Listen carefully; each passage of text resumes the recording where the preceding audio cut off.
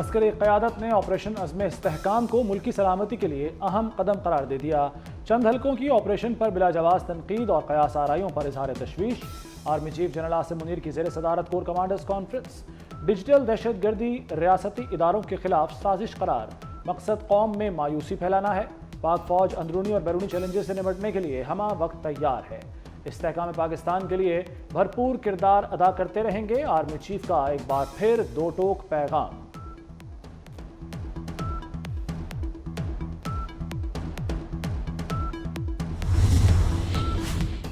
تحریک انصاف حکومت کے ساتھ بیٹھنے کو تیار، وزیر اعظم کی آل پارٹیز کانفرنس میں شرکت کرے گی۔ بانی پی ٹی آئی نے شرکت کی اجازت دے دی، کہتے ہیں ملک کے خاطر اے پی سی میں جائیں گے، آپریشن پر حکومت کا موقف سنیں گے۔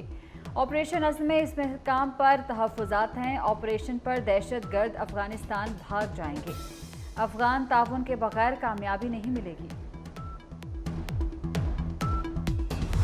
پاکستان پیپلز پارٹی ضرور اس اے پی سی میں ہم اپنے نمائندے بھیجیں گے، اپنا شرکت کریں گے۔ جہاں تک الیکشنز میں دھاندلی کی سلسلہ ہے، میں یہ بات کو رد کرتا ہوں کہ یہ سب سے بڑا دھاندلی اس الیکشن میں ہوا ہے۔ دھاندلی کا بینیفیشری کا سب سے زیادہ پاکستان پیپلز پارٹی کا ہونا میں سب سخت اختلاف کرتا ہوں۔ سیاسی مخالفین ہیں، وہ جیتے یا ہارے انہوں نے رونا تھا۔ ٹیکسز سے اعتراض ہیں کہ جو غریب ترین طبقات ہیں ان کے لیے سب سے زیادہ اضافہ۔ میرا تو تجویز یہ ہوتا کہ نہ صرف آپ کے اتحادیوں کے ساتھ مگر اپوزیشن کے ساتھ بھی آپ جہاں تک بجٹ کے اور معیشت کے پالیسیز ہیں ان کو ہم انگیج کریں۔ پیپلز پارٹی کا وزیر اعظم کی اے پی سی میں شرکت کا اعلان۔ پیپلز پارٹی کا وفد اے پی سی میں شرکت کرے گا۔ دہشت گردی کے خلاف پیپلز پارٹی کا موقف واضح ہے۔ بلاول بھٹو کی وزیر اعلیٰ بلوچستان کے ہمراہ کوئٹہ میں پریس کانفرنس۔ الیکشن میں سب سے بڑی دھاندلی کا دعویٰ مسترد کر دیا، کہا دھاندلی کا سب سے بڑا فائدہ پیپلز پارٹی کو نہیں ہوا، سیاسی مخالفین جیتیں یا ہاریں انہیں رونا ہی ہے، غریبوں پر اس قسم کے ٹیکس نہیں لگنے چاہیے۔ اے پی سی پہ بالکل مشاورت ہو رہی ہے، اتحادیوں کے ساتھ مشاورتی سلسلہ ہمارا جاری ہے، جیسے ہی فائنل ہوگی اور عزم استحکام کے حوالے سے جو ہے وہ اے پی سی بلانے پر مشاورت ہو رہی ہے۔ بانی چیئرمین پی ٹی آئی کی بھی ایک اسٹیٹمنٹ اس حوالے سے آئی ہے، تو اللہ کرے وہ اس پہ قائم رہیں۔ تمام جو ہے پولیٹیکل پارٹیز کو آن بورڈ لیا جانا چاہیے اور اس پہ پیش رفت جو ہے وہ کی جا رہی ہے۔ حکومت کا بانی پی ٹی آئی کے فیصلے کا خیر مقدم، وزیر اطلاعات عطا تارڑ بولے اللہ کرے بانی پی ٹی آئی اپنے بیان پر قائم رہیں۔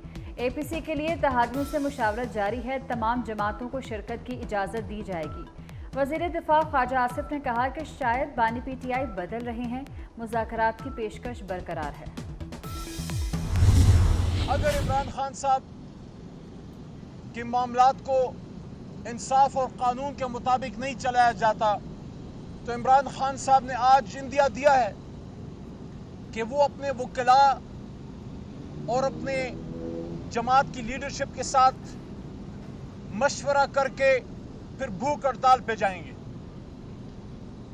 کس وقت جائیں گے، کب جائیں گے، وقت کا تعین عمران خان صاحب پھر مشورہ کر کے کریں گے۔ بانی پی ٹی آئی نے جیل میں بھوک ہڑتال کی دھمکی دے دی۔ صحافیوں سے گفتگو میں کہا جیل میں میرے ساتھ ناروا سلوک کیا جا رہا ہے، انصاف نہ ملا تو بھوک ہڑتال پر چلا جاؤں گا۔ پارٹی قائدین اختلافات عوام میں لے کر نہ جائیں۔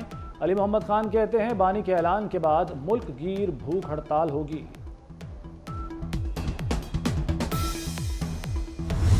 آزادی چاہیے، عمران خان کے لیے لڑو گے، نکلو گے، آزادی لو گے، فرعونوں کو نابس و نابود کرو گے، بار بار کرو گے۔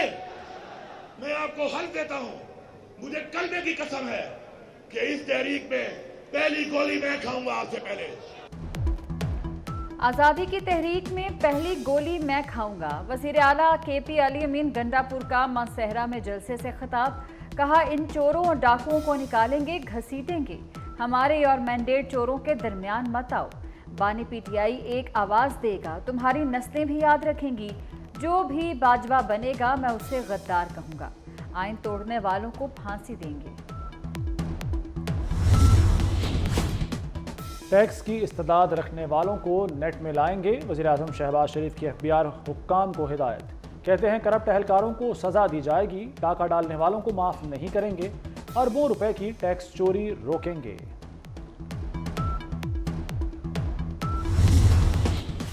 عوام کو ایک اور جھٹکا، حکومت نے آج پھر بجلی مہنگی کر دی۔ بجلی فی یونٹ 3 روپے 32 پیسے مہنگی، قیمت میں اضافہ مئی کے ماہانہ فیول پرائس ایڈجسٹمنٹ کے نام پر کیا گیا۔ نیپرا نے قیمتوں میں اضافے کا نوٹیفیکیشن جاری کر دیا۔ لاہور میں لیسکو حکام کی پھر 2 نمبری، لاکھوں پروٹیکٹڈ صارفین کو مبینہ اوور بلنگ، 200 سے کم یونٹ والے صارفین کو 200 یونٹ سے زائد کے بل ارسال، پروٹیکٹڈ کیٹیگری بدلنے سے کروڑوں کا اضافی بوجھ پڑا۔ ایف آئی اے اینٹی کرپشن سرکل لاہور حرکت میں آ گیا۔ لیسکو کے ڈائریکٹر کسٹمر سروسز اور ڈائریکٹر جنرل آئی ٹی سے بلنگ کا ڈیٹا اور تفصیلات طلب۔ وزیر داخلہ محسن نقوی نے اوور بلنگ پر زیرو ٹالرنس کا حکم دے رکھا ہے۔ امریکی سفارت خانے کو بجلی کا بھاری بل موصول، اسلام آباد میں امریکی سفارت خانے نے بجلی کے 6 بل جمع نہیں کرائے۔ امریکی سفارت خانے کے ذمہ دار آئسکو کے 12 کروڑ روپے واجب الادا۔ آئسکو کی امریکی سفارت خانے کو تمام بجلی بل فوری ادا کرنے کی ہدایت۔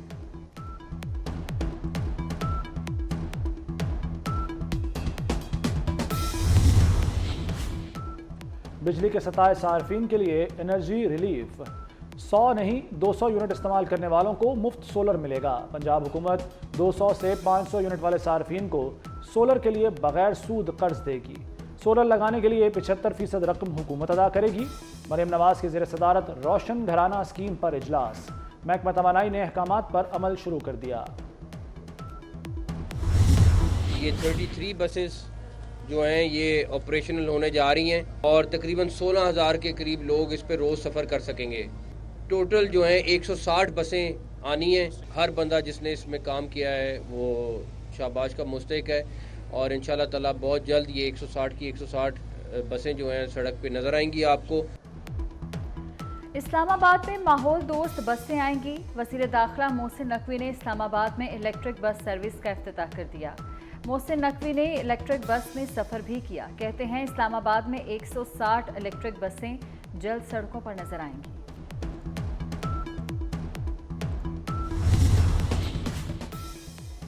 اسلام آباد کو عالمی معیار کا شہر بنانے کا فیصلہ، سی ڈی اے میں پیٹرول موٹر سائیکل خریدنے پر پابندی، آئندہ الیکٹرک بائکس خریدی جائیں گی، شہر اقتدار میں الیکٹرک بسیں چلائی جائیں گی۔ وزیر داخلہ محسن نقوی کی زیر صدارت اجلاس میں اہم فیصلے، ہنگامی خدمات عالمی معیار کے مطابق بنانے کا فیصلہ، emergency services C D A کو منتقل ہوں گی۔ محسن نقوی کا Serena Chowk underpass, F9 park Chowk flyover پر تعمیراتی کام جلد شروع کرنے کا اعلان۔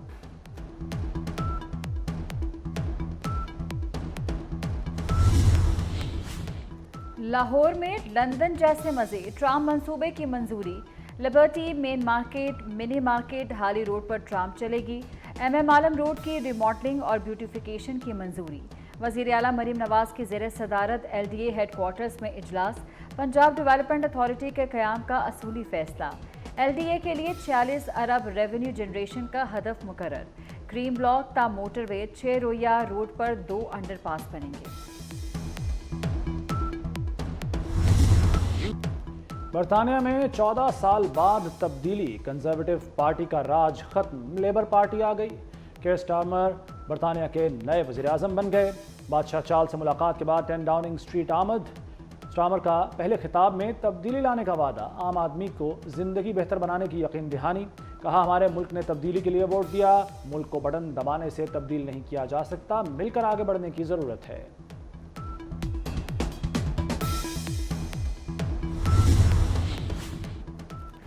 لیبر پارٹی کی 650 کے ایوان میں 412 نشستیں، کنزرویٹو پارٹی صرف 121 نشستیں جیت سکی۔ برطانوی انتخابات میں بڑے بڑے برج الٹ گئے، رشی سوناک کی کابینہ کے 11 ارکان نشستیں ہار گئے۔ وزیر دفاع اور وزیر توانائی بھی اپنی سیٹیں نہ بچا سکے، سابق وزیر اعظم بھی ہار گئے۔ رشی سوناک نے 10 ڈاؤننگ اسٹریٹ چھوڑ دی، بادشاہ چارلس سے ملاقات میں وزارت عظمیٰ سے استعفیٰ پیش کیا۔ رشی سوناک کا جلد پارٹی قیادت بھی چھوڑنے کا اعلان، کہا عوام نے ووٹ کے ذریعے غصے کا اظہار کیا، شکست میں سیکھنے کے لیے بہت کچھ ہے۔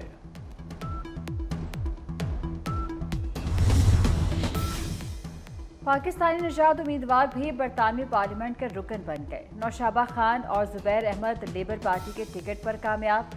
यास्मीन कुरैशी और अफजल खान तीसरी बार अपनी सीट का दिफा करने में कामयाब। नाज शाह, रुजीना खान और साकिब भट्टी ने भी मैदान मार लिया। अदनान हुसैन ने 69 साल बाद लेबर पार्टी से सीट छीन ली।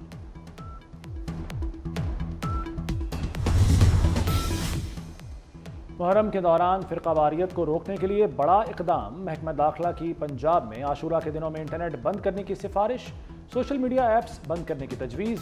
6 से 11 मुहर्रम के दौरान सोशल मीडिया बंद करने की सिफारिश का जायज़ा। वफाक ने सोशल मीडिया बंद करने पर वर्किंग शुरू कर दी।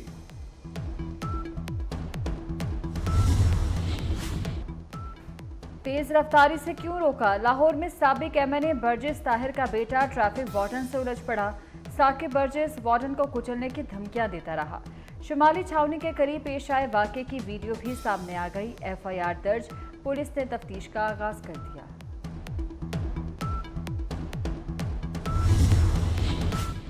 ईरान का नया सदर कौन?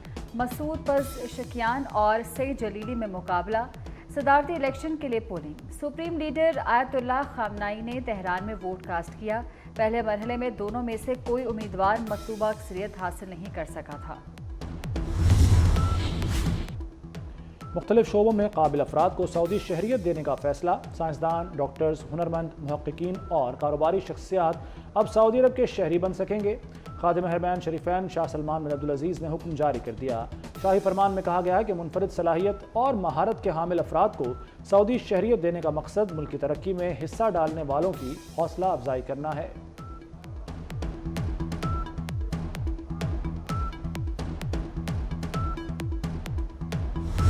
कारगिल जंग के शेर कैप्टन कर्नल शेर खान शहीद। निशान हैदर का यौम शहादत। सवाबी में शहीद के मज़ार पर पुरवकार तकरीब हुई। IGFC नॉर्थ मेजर जनरल नूर वली खान की बतौर मेहमान खुसूसी शिरकत। आखिरी सांस तक मादरे वतन का दिफा करने वाले कैप्टन कर्नल शेर खान शहीद को खराजे अकीदत पेश किया। 5 जुलाई 1977 की दरमियानी शब जमहूरियत पर शब खून मारा गया। 1977 में जुल्फ़िकार भुट्टो की हुकूमत का तख्ता उलटकर मुल्क में मार्शल लॉ नाफिज कर दिया गया। मुल्क में 11 साल तक आमरीत मुसल्लत रही। आज इस मार्शल लॉ को इसराइल की दहशत गर्दी में मजीद इजाफा। गजा में फौजी पेशकदमी, टैंकों और ड्रोन से गोलाबारी में मजीद 84 फ़लस्तीनी शहीद हो गए। इसराइली बमबारी में अब तक शहीद फ़लस्तीनियों की तादाद 38,000 से तजावुज़ कर गई। अक़वाम मुत्तहिदा के मुताबिक गजा में कोई जगह भी इसराइली हमलों से महफूज नहीं।